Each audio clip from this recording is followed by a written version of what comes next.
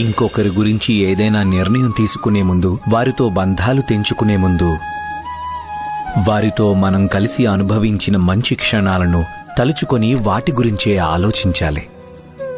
వాళ్ళు మనకి ఎలాంటి మేలు చేసినా దాని గురించే ఆలోచించాలి.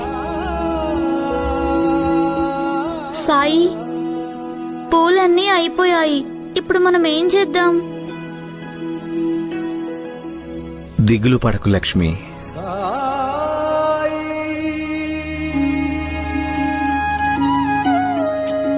ఈ చిన్నారుల దగ్గర బంతిపూలు అయిపోయాయి. మీరు తెచ్చివ్వగలరా? పువ్వులు తెచ్చుకోవడంలో పక్షులు మనకు ఎలా సహాయం చేస్తాయి? శ్రద్ధ, సబూరి. అదిగో అటు చూడండి.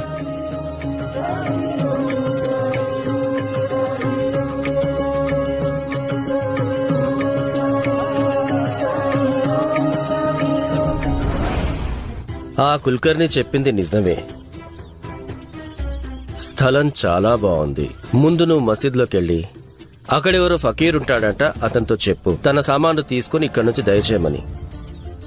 ఎందుకంటే ఈ స్థలం ఇప్పుడు మనది. అలాగే అయ్యా.